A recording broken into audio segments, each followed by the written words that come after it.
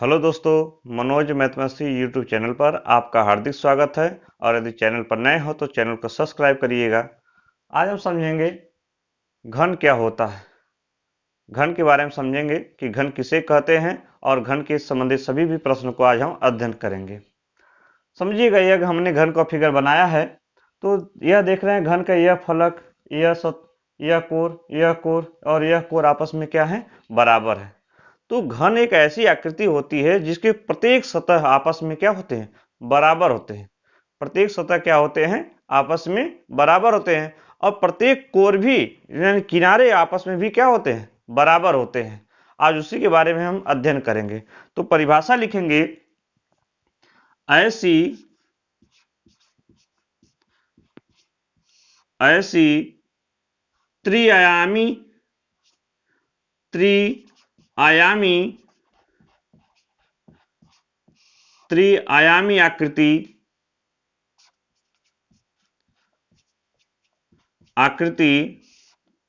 जिसका प्रत्येक फलक एवं भुजाएं, इसी भुजाएं को कह सकते हैं किनारा, या आप इसको कोर भी कह सकते हैं, बराबर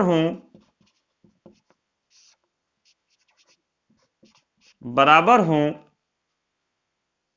उसे घन कहा जाता है या घन कहते हैं। क्या कहते हैं, घन कहते हैं। ध्यान रखिएगा कि ऐसी त्रिआयामी आकृति जिसका प्रत्येक फलक बराबर हो तथा प्रत्येक कोर भी आपस में क्या हो, बराबर हो, वो हमारा क्या कहलाता है, घन कहलाता है। क्या कहलाता है, घन कहलाता है। इसका मतलब यह है, आप इसको समझिएगा, हमारा यह एक,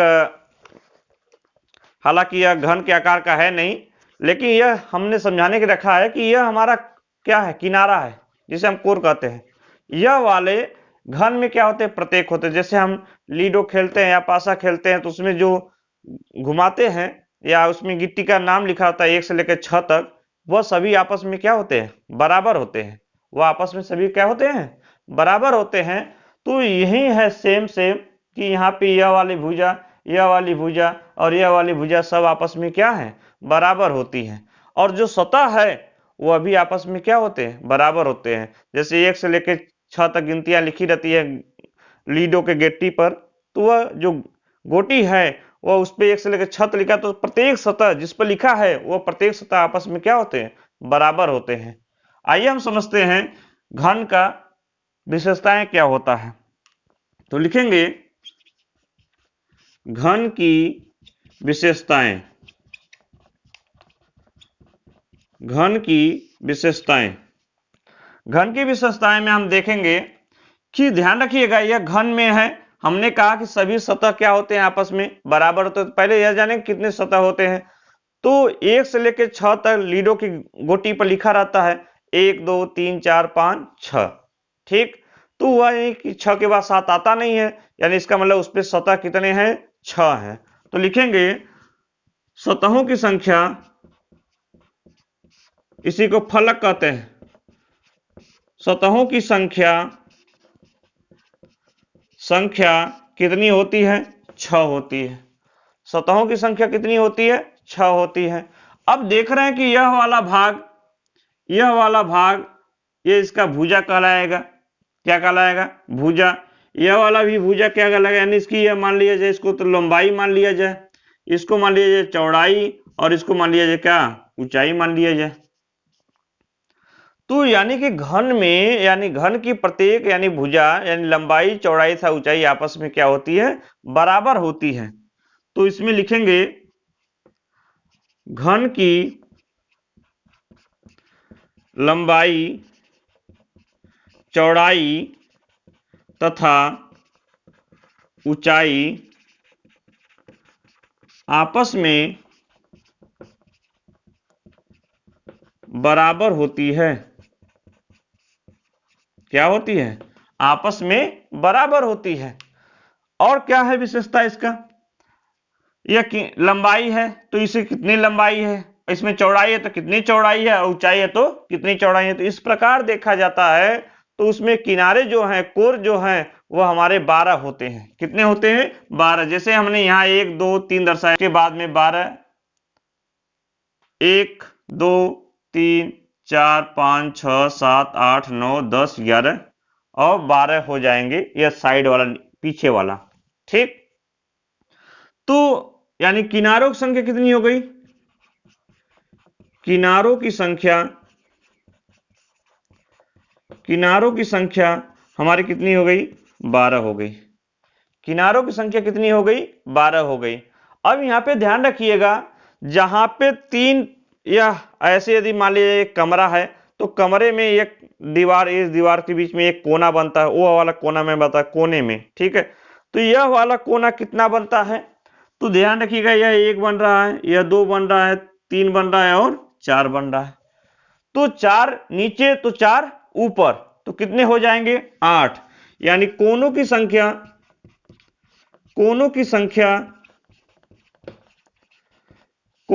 कितनी हो गई? 8 हो गई। कोनों की संख्या 8 हो गई। और किन्हीं दो सम्मुख कोनों को यदि हम मिलाते हैं तो उनसे क्या बनता है? विकर्ण बनता है। यदि हम यहां से इसको यहां मिलाएं तो विकर्ण बनेगा, इसको यहां से मिलाएं तो क्या हो जाएगा? विकर्ण बनेगा। तो 4 नीचे, यानी 2 विकर्ण नीचे बन रहे तो 2 विकर्ण क्या होंगे? ऊपर भी बनेंगे। तो यानी विकर्णों की संख्या कितनी हो जाएगी? 4 हो जाएगी। तो लिखेंगे विकर्णों की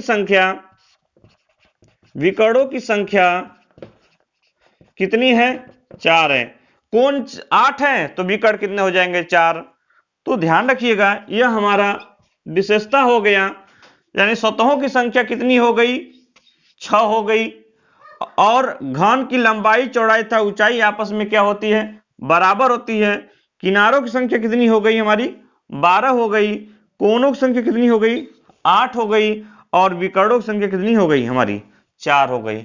हमें उम्मीद है कि घन की विशेषताएं में यह आपको बात समझ में आई होगी। आइए हम आगे चलते हैं।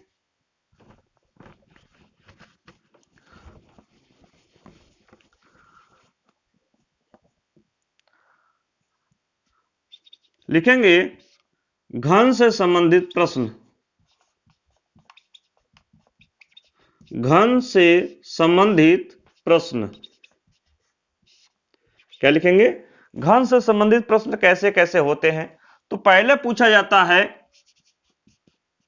कि घन का आयतन घन का आयतन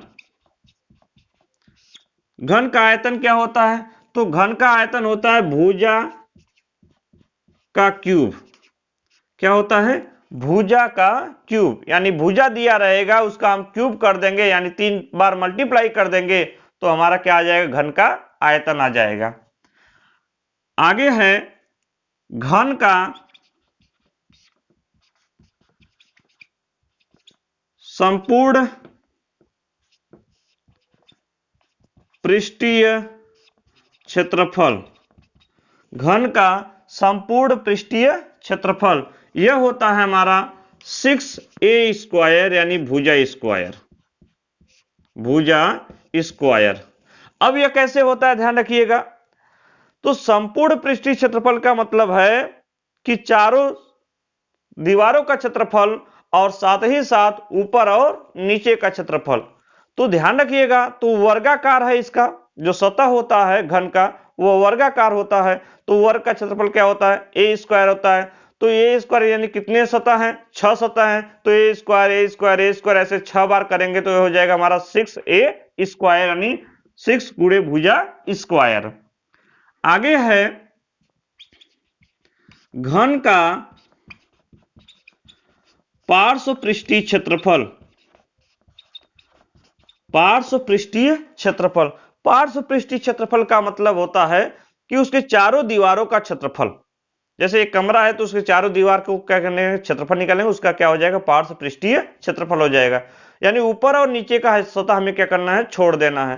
तो पार्श्व पृष्ठीय क्षेत्रफल का होता है 4 गुणे भुजा स्क्वायर। 4 गुणे भुजा स्क्वायर, यह हमारा आ गया पार्श्व पृष्ठीय क्षेत्रफल। एक और होता है घन का विकर्ण। घन का विकर्ण यह होता है हमारा कड़ी में 3 गुणे भुजा।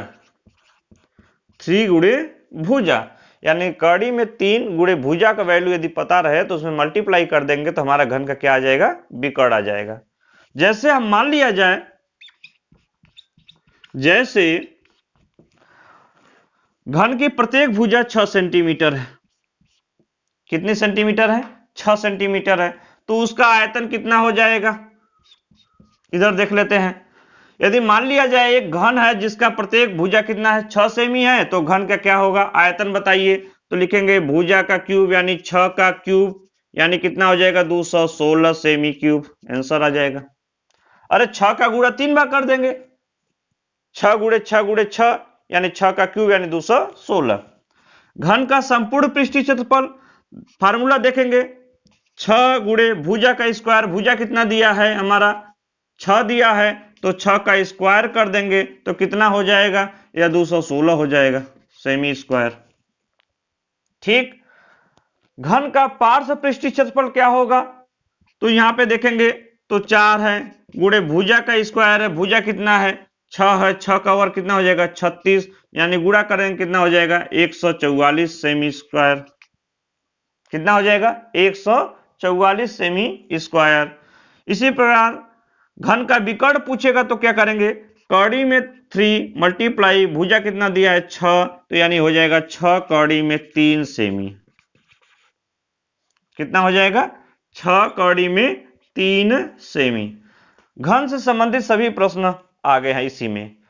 घन का आयतन, भुजा क्यूब, घन का संपूर्ण पृष्ठ 6 गुणे भुजा स्क्वायर, घन का पार्श्व पृष्ठीय क्षेत्रफल 4 गुणे भुजा स्क्वायर, घन का विकर्ण कड़ी में 3 गुणे भुजा। तो घन से संबंधित यह सभी जानकारियां यदि अच्छी लगी हो तो वीडियो को लाइक एंड सब्सक्राइब करने न भूलिएगा। जय हिंद।